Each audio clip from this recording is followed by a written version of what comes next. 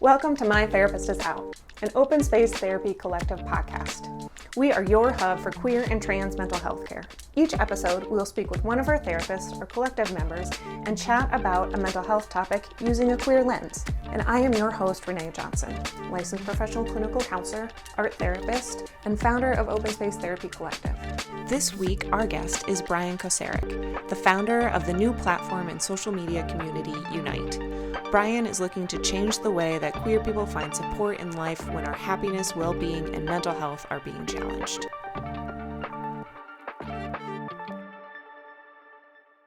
As we dive into today's topic, please keep in mind that this is a mental health podcast. We will talk about sensitive and difficult issues that are not appropriate for all audiences. Please take care while listening. Welcome to My Therapist Is Out, an Open Space Therapy Collective podcast. I am Renee, and I am so excited to have our guest Bryan Kosarek here with us today, who is the founder of the Unite app, which is so awesome. And I'm so excited that you have launched this and are exploring it, and it's so aligned with what Open Space does it and really wants. Is. So I'm really excited to talk to you today. I'm so excited where the direction you're going, the direction we're going, and I look forward to the day where we kind of start to really cross paths and support one another. Me too. So, yeah.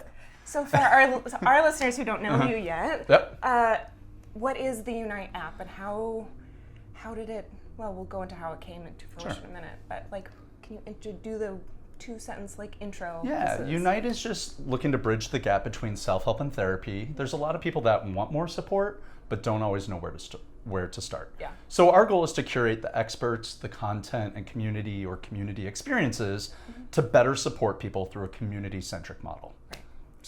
Right, which is wonderful. Something, and I know we'll get more into this in a minute, but something that we really want to be kind of a stopping spot for people as they're in their health journey, but their full life is the community. Their full life is being out and having resources and building these relationships.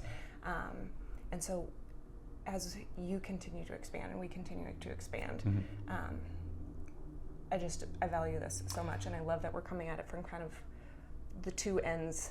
Exactly. And I think no matter who I talk to, community is the answer that I keep getting from experts. From homelessness to LGBTQ, we're all craving community. I mean, that's how we evolved, is to live with community. But America being just such a individualistic society, we think that we have to solve all our problems on our own. We got ourselves in this situation.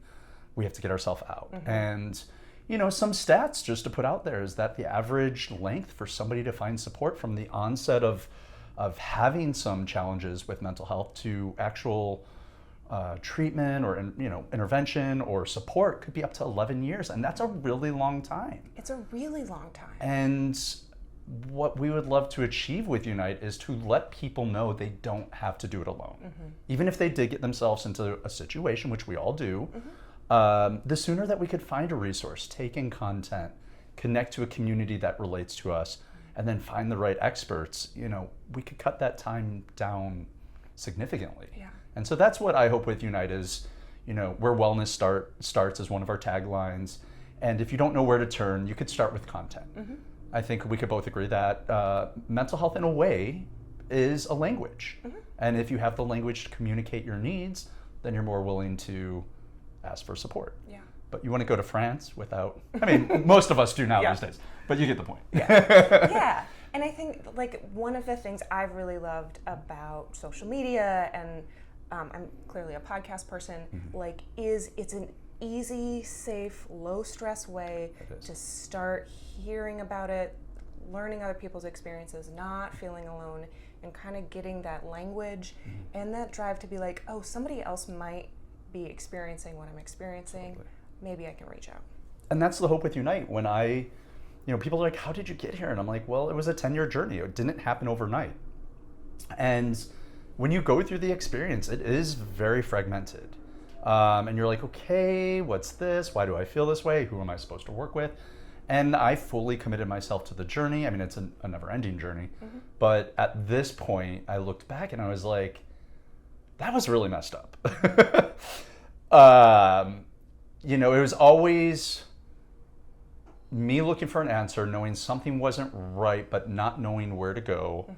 and in front of me was always someone with a bill saying, oh, you want help with being a human? Pay me this. And it really disturbed me. Yeah. And so the first thing we wanted to create with Unite, our first feature, is kind of this, evolving wellness content. And so you have 14 areas of life, and based on the areas where you want more support, we have 130 LGBTQ subcategories. But you could think of it like Pinterest. The way Pinterest organizes photos, Unite organizes podcasts. So we have 14 areas of life, and then you start to get introduced to content that can support you. And my hope is, as we grow, if you like a piece of content, maybe you'll discover the expert that's behind it or the creator, and maybe they've gone down the journey and they could support you and introduce you to a community. So it's an ongoing, process to not only grow the app, build out the content, grow the community, but I feel like we're on a really good path. That's awesome. So what about you? Like, speaking of who are the founders behind these things, where were you at the beginning of your 10-year experience to now? And like, when did I need to build community and space for this? Yeah, so community was always there for me. There were several points. We'll get a little dark, but I think this is a safe space. Podcast. That is what we do. We're all going through something, and I just want to preface it with, I think our default state as humans is like a sense of grief, and I think a lot of us in this society try to be happy and covered up, but I did have this sadness, and I didn't know where it came from or how to address it. I was just like, okay, there's something there. So I would say the first thing is coming out as LGBTQ plus. You're not given a book and told how to exist or get support or talk to your family. So that was the first thing, is you always have this sense of like, I let my family down, or at least I did. And so that was like the opening to, my life, is like, you're different, you don't know what it is, but you're supposed to do something. So I had to navigate that on my own. The good news is my parents got pregnant at a very young age. My mom was 17, my dad was 20. They knew, number one, they weren't sure if they were getting married, but they knew the best answer for the child, and who is my sister, and loving this child, is that they wanted a family that could support them. So they did make the hard decision to give my sister up for adoption. I met her when I was 8 years old. And then as I grew, I saw the PTSD that my mother had. And as a son, I wanted to help her. So I would talk to her, and I would want her to solve her problems and, help her grow. But she was really just wanting to vent, and that generation doesn't necessarily always turn to therapy. So we ended up in a lot of fights. I would trigger her PTSD, trying to solve her problem. It wasn't directly at me, but it was I felt like there was a sense of frustration, and I didn't know what to do. So I think, over the years, that added to this sense of maybe, disappointment or letdown around my parents. And I was like, okay, I need to address this. If my parents aren't necessarily going to do the work themselves, I need to do something to better understand myself. And so that was like the start of it, right? Like those two things, the most important things, your foundation, your parents, and then your whole sense of identity. And so I knew I wanted to understand, one, why my mom and I had this dynamic, two, how I could be the best version of myself, that panned out in my relationships, and it's all connected. Yeah, it really is. It is. How old were you when you were at the point where you're like, I need to take care of this for myself? It wasn't until 34. Yeah. I mean, it was late, because you just think, oh, my mom and I, or my dad and I have this dynamic, like it's a parent-child, but there's always something underneath there we just don't understand. And so when I started to see it impacting like my relationships a little bit, and I didn't have the full context of what was going on. But I built this cage around my heart to protect it from this dynamic with my parents, and I started to attract relationships where they had lost a parent prior to me dating them. So the first one or two, I was like, okay. Second, third, fourth, fifth, sixth, I was like, okay, what is going on here? Okay, this is a pattern you cannot deny. Yeah, so that's the thing, is if any pattern is showing up in anybody's life, around the third or fourth time, you should start to pay attention to it. So that's when I realized maybe, oh, I'm probably struggling with a little ambiguous grief. And that's what it was, is I had this sadness, whether it was wanting to help my mother, who didn't necessarily want help, but I was wanting to help her, or our dynamic, or whatever it was. Yeah. You know, there was this underlying sense of sadness and grief. So that was like where I got to over the first, let's say, 5 years of working on myself, was creating that narrative. But it was a journey to even figure out what ambiguous grief is. Yeah, that's a really hard one to have enough perspective to even be like, something is off here and I can't figure it out. And not for any other reason than if you are born into the family where that exists, you don't know a different reality. Exactly. So you don't know that there's a thing. Exactly. And so I think from there, once I could wrap my head around it, I had more compassion for my parents and my mother. I better understood our dynamic and how to remove myself. You know, I'm still working through how to build a relationship with this sense of grief, because I still know I attract like attracts like, and I'm still attracting grief. So I don't know exactly how to, you don't have to get rid of grief is my understanding, but you can continue to just be aware of it. And yeah, so that was really where I started. And then it just took so long to get to that point of like, that was like 5 to 7 years, and you're like, oh, okay. But to me, you know, I do believe in therapy. Community helped me when I came out. Community helped my mom find my sister. I, did lose 5 friends to death by suicide. Community was there to support me during that. So I knew there was something to community. At every turn, whether it was me or my family, community was always the answer. And I wanted to take what supported me in my life and find a way to bring that to others through technology, through resources, by curating the experts, and just make the process a little more simple for people that may be like, what's going on in my life? Yeah. It's such an important thing to be able to take your experience and be like, these are the strong things in it, and these are the things that I know can help with other people and help translate in other ways. And we talk, you were talking about language, and yes, it's the language of your own feeling, but it's also the language of community and the importance of that. Yeah, and I would say that's the biggest aha moment for me, is when I sat in this like 3-day group retreat, and I thought I was the one in the closet, and then as everybody started talking, everybody is holding a secret. And that's when I was like, oh, got it. We're all going through the same experience, just from different angles. But even just seeing other people struggle, maybe it's a version of what I went through, maybe it's, completely different, but you just realize we're all going through our own thing. And that just allows you to sigh a breath of relief when you're like, okay, I'm not alone in this journey. That's what I want other people to experience. And I'm working on it. And I know you are as well. So where Unite is at now and where you've been in the last year, we've got the content, but then what's the difference for you as you go into community building and what that looks like, the difference between like community and one-on-one care? Yeah, they really hold important parts in the journey. You can't really replace them. They serve different parts of the process of healing. So, I when I started, everybody has an entry door into their own awakening, their own healing. And for me, that was, the sense of the loss of myself in a relationship. I didn't know myself well enough, got into the wrong relationship. Amazing man.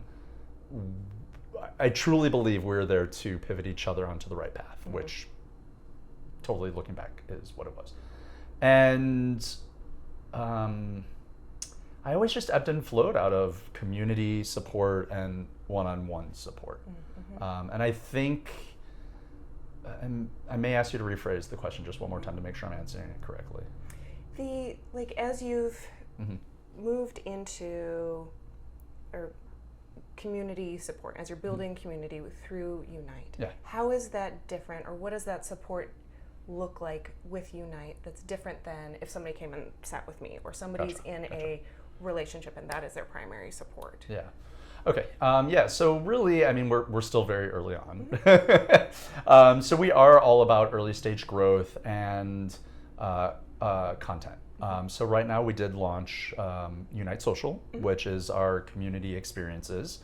Coming out of COVID, we did see a turn away from more content, more towards community. So people naturally are craving that connection again. So an example of one thing we did with Unite Social is we did a breathwork session at the base of the Hollywood Hill before we hiked up to the Hollywood sign. We had a beautiful, breathwork session, short meditation, stretching, and then on the hike up, we had a curated playlist for the members to listen to, or we had a therapist on the hike. They were able to talk to the therapist. We had 3 hours to hike up and down, or they could connect with the community of guys that were also on that journey, going up to the hike, and it became this really beautiful flow of, some had to stay back to support the other man that was getting a little overheated. Some just went off up front and really built bonds. Some stopped and just stood and walked with the therapist the whole time, having conversations. And that felt more natural to me in our human evolution as far as human interactions. And that was like the ideal experience that I want for everything we do with Unite. As we scale that, my hope is that we empower other providers, wellness providers, coaches, therapists, mentors to create similar experiences. But right now where we're at, we're testing it with a small group. We're doing these experiences and we always have some form of content, some experts, and that community that kind of surrounds them. And we are seeing people form these bonds that go past our experience. So that's what I love to see. That's amazing. Yeah. And I love that you're doing like physically active things. One, you're like starting this with like some caretaking for your body and getting people like centered and grounded and feeling present, and then moving your body while you're engaging and not just like going to a coffee shop and sitting and like hearing somebody talk, or going to a bar, or whatever, but really creating and holding that space for people to like just engage with each other and share an experience together. Yeah, and that's, I think, again, at the end of the day, that's all we're looking for, is someone that could just tell us, what, I've been through that, it's going to be okay. Or here's your next step that maybe you can consider. Or, take this content and go home and listen to it, sit on it, meditate, and see what shows up for you. I think at the end of the day, that's all we're looking for. And however that shows up is great. I just hope to streamline the process. And as we evolve as a company and an app and a community, I'm sure it's going to go in a different direction. But that's where we're at today. It always does. Yeah. Who, as you're like starting these social events and they're up and going, and you've had really positive engagement so far, who are you wanting to reach out to in this stage? I know future plans that gets bigger, but for right now. Yeah. I mean, we are very much testing it with like a niche community just to figure out, I want to develop like, what is the Unite formula? We all have different themes, What I've heard as a statistic is that like 90% of support comes from the expert or the mentor you have access to, the structure they offer, the community, and the insights, the knowledge that you take in. And the other 10, 15, 20% is really you just showing up, taking action on what you need to do as a person. So we're trying to figure out within those, like, what is the Unite formula? What is the magic that really makes people feel supported? Even if we were to give every therapist in this country, a client for every hour they could possibly work, we'd be, I think, around like 2 to 3 million people. And the statistic is there's like 51 million adults in the US, and probably, whatever. I mean, I think like the total statistic between youth and adults is like 131 million people that want more support. And we are in a turbulent period right now. So how do we scale it to support more people? One-on-one is not a viable model for most people. So we are testing it in this group setting. Right now, it is, with gay men, because I understand them. I could work with them a little better. But who would I love for, to reach out to me, or I reach out to them? More experts. I just need people that believe in the work we're doing and believe in mental health and mental health support. As we figure that out, we're going to scale that to other communities, starting with LGBTQIA+. So I need different people from different communities, because what will happen as we start to roll out other communities is I'll work with leaders that could represent their communities, and they'll figure out what is the themes that they need support with, what is the entry point into the work, and that type of stuff. So I would say definitely number one, experts or therapists. I would love to see people download the app, claim their podcast if they have a podcast, upload content. It's user generated, so bring on content that 2-minute clips that you think is important for people to understand. And I think right now that's really going to be the work that we're doing for the next year to two, is just connecting with experts and content and creating this experience. That's awesome. So, yeah. That's awesome. Yeah. And so, I don't know, one thing I think we've both learned as we're launching businesses is starting with the community, or the part of our bigger community that you really click with and understand and can sync with is a really great place to start building structure. It is. I'm with OSTC. We work a lot with gender expansive people, and a big part of that is that's where I click, and that's where I understand, and we've been able to expand out from that as we bring more people on that have different experiences. And so I love that you're starting with gay men, because that is the close family space. Yeah, I mean, it was so interesting when I started. I was like, oh, gay men and lesbians, they have everything. They've been dealing with this for a while. They don't need my support. And I had several childhood friends who now have kids, and family friends, and they have trans and non-binary children.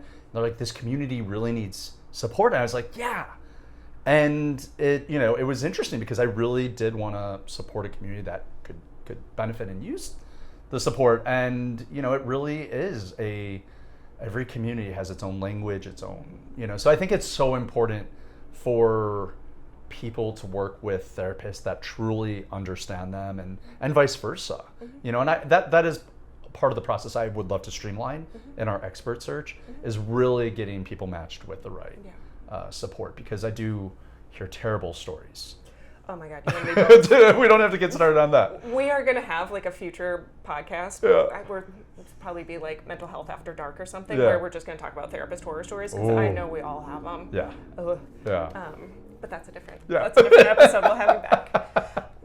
So let's talk about the future of Unite. Totally. What are you wanting to do next? I know you have a million ideas, but as you build out this social and expand that, what comes next? Yeah, I mean, I think, and I would love to just toss this idea around with you, because there are so many people right now that want support. But what are you seeing?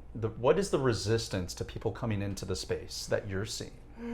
Because that's the direction I need to go into, is to create something that is accessible. That is, for me, I want it to be more social. I have my idea what that is, and I would love to hear from you first as an expert and a therapist of what you think prevents people from getting into the space and seeking out support. Yeah, and it's tough, and the word resistance is very a tough one. Sure. Because in mental health speak, that's been really weaponized against the person who's seeking help. Sure. The professionals can get snotty about it and be like, oh, I don't have anything to look at because this person's just resistant to treatment. Sure. It's no, that's not true. If they're showing up, they're interested, so you're doing something, and why aren't you meeting them there? So I think there's been a big shift that's happening with more modern therapists that are resistance is not a thing. Yeah. I think so. It's a soapbox, but I know that's not your question. But some of the ambivalence around it that we're finding is really helpful is having therapists who understand or have some shared lived experience with the person showing up. And so just like you're talking about your social groups, we're going to keep it to gay men. Great. The clients that come see me tend to be gender expansive artists. You know what I am? I'm a gender expansive artist. Yep. And so we're already coming at it in the same language space. Yep. The people who see Kristen, who is a somatic person and specializes in sex therapy, is a burlesque dancer who is like a fully embodied queer person. And so the people who see her are totally different than the people who see me, and it's because there's that shared link. Yeah. And it's the clients who start to realize, like, oh, I've talked to these other therapists, or I've seen like the therapist with the clipboard, and like, that sucks. Yeah. And finding that commonality, and so you're starting with something in common, so it feels safer. And I think a big part of it too is like, something I hear a lot from clients is like, oh my God, you're a real person. And like, they've been in therapy experiences, or they've talked to therapists that do the oh, that sounds hard, ooh, that's tough, and aren't really engaging, and aren't really a part of the client's bigger community and the bigger understanding. Yeah. And so if we want to create a space for the client or the person to show up as an authentic self, we got to show up as an authentic self. And if there's ambivalence in the client, it's because we're off. Yeah. And so we really have to look at ourselves. And that has, for me, you nailed it on the head. Every time I had experience, it was with a one-on-one therapy, it was always like, And for me, I would love to see, not a Unite branded, a therapist, but therapists that collaborate and partner with Unite because they believe in the brand. And it is important for me to work with experts and therapists and coaches and mentors that, are relatable. One of the therapists that we work with is 6'6", shaved head, tattoos all over. They're Lego and Superman. And that's what I love, is that, you're connecting with the individuals that you really relate to. And I would love, one, to give those experts that really do own their authenticity a platform to be more visible for people to more easily find them. So that's number one right off the bat, is building this brand that, as an LGBTQ individual where you don't know what to start, you know that if you choose a Unite pathway, you're going to be introduced to these experiences, these experts, and this content that does speak to you. So that's like top priority for me, is to start onboarding and partnering with therapists that really believe in the brand, and vice versa. Number two is just amazing partnerships, like outside of the expert space. We're working with we reached out to shopqueer.co. They're all about queer authors and making sure they get more money. And they have books going out all over the country on queer literature.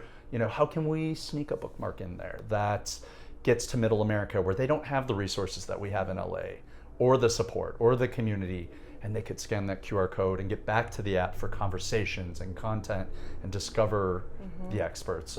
So really, for the next 2 to 3 years, it is all partnership, whether that's the individual or the experiences and brands. I love how you're hitting different areas. And I think, you're right, with the more public people are about their own mental health journeys, their own relationship journeys, their own community journeys, the less scary it is, and the more we can actually come together and be more authentic each time. Exactly. There's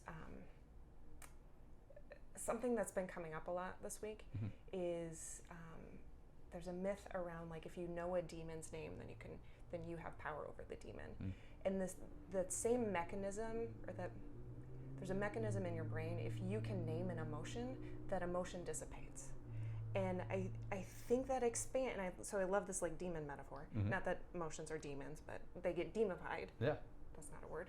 Whatever. We'll go with it. But I think that's the same, as a community, that's our community work, is to do that together, so we can be able to be more supportive, and we can have a culture that is this is just a part of all of our experiences. Exactly. It doesn't have to be big and scary. Yeah, and I mean, even as someone who's gone down the journey, I still, I was looking at your little pillow here with all the emotions. If it's gone, it wasn't me. But when I asked myself what emotions are you feeling, I really couldn't come up with the full range. Yeah. And I think that is a thing as a society that we have to start acknowledging is like we need to develop our language around mental health, and I think it will be very helpful. However that starts, you know, each person has a different, like I said, entry point into it. One thing I've discovered is mental health is a toolbox. It is not a one size fits all. It's not a one solution answer. One answer solution. Yep, there we go. And so I think that's just so important to acknowledge is wherever you are is exactly the right place to start. Don't wait 11 years. Yeah. And it doesn't, the creating different entry points in the way that Unite is doing and the way that you're doing it is a beautiful way to have options for people. So if somebody's not a content person, but they will go meet up with a group, great. Yeah. Like I don't know. I'm so pumped about it. It's so exciting. Yeah. How can people find you? Yeah, I would say the website, theuniteapp.com. It's all spelled out, THEUNITE, app.com. It does have a little accent over the Unite, the E on the Unite. I just could not call it Unite. I was like, I want it to be a global brand, so I needed some accent somewhere, and that's where it ended. But yeah, so theuniteapp.com. On Instagram, TikTok, it's the Unite app. Bryan Kosarek. I would say theuniteapp.com is the best way to get back to everything Unite and Bryan. Okay, great. We will definitely link all of those in the podcast notes. Yeah. We'll share them on social media, of course. And we are so excited to talk to you and so excited to partner with you. I'm so excited what you're doing. Yeah. I know. We got to do our first collaboration on Out Magazine. Yes. That was so exciting. That is. I didn't know what the whole magazine was going to look like, but it was beautiful. Yeah. And thank you for Thank you for giving your inviting voice. us. Yeah. I was like, this week I was like, I need to go buy it. Where do you buy a magazine anymore? Barnes & Noble. Yeah, I'm going to have to I'll figure that. That's my job tomorrow is to find it. Perfect. Thank you. So to end our podcast, what we've been asking people is, what is a queer moment of joy? Queer moment of joy. Oh, so many. Yeah. Just being queer. Like literally, it is a privilege of a lifetime to be a queer individual, to not have constraints or preconceived notions of who I have to be, and just being able to create myself. I think it's one of the biggest gifts in the world. Yes, it is hard at times, but I think coming into this world and just truly getting to design who you want to be in all realms is like the greatest gift that anyone unknowingly gave me. Yeah, I mean, of course, when you don't have that structure, you have to work a little harder to come up with the language, the options, but having nobody project what they need me to do in my life existence is like such a gift. So I'm going to just say the fact that I get to be queer is a blessing. I love that. So. I love that. Thank you so much for joining us. Yes, thank you for having me out here. We'll have Bryan back again, I'm sure, as Unite continues to grow. You can find Bryan at the links in the podcast, and you can always find us on the socials and YouTube. Talk to you soon. Bye. Bye. Thanks for joining us. If you're in California and looking for a therapist, visit our website at openspacetherapycollective.com and book a free intro call with one of our therapists. If you're enjoying My Therapist Is Out, please rate, review, and follow us on Spotify, Apple Podcasts, and YouTube. My Therapist Is Out is an Open Space Therapy Collective podcast. Our therapists are Renee Johnson, Kristen Crow, Debbie White, Jenny Nigro, and Tara Friedman. Our podcast editing is done by Smash and Grab Studio. We'd love to hear from you about today's topic, so you can email us at info@openspacetherapycollective.com. You can find us on TikTok and Instagram at My Therapist Is Out and Open Space Therapy Collective. Thanks for listening.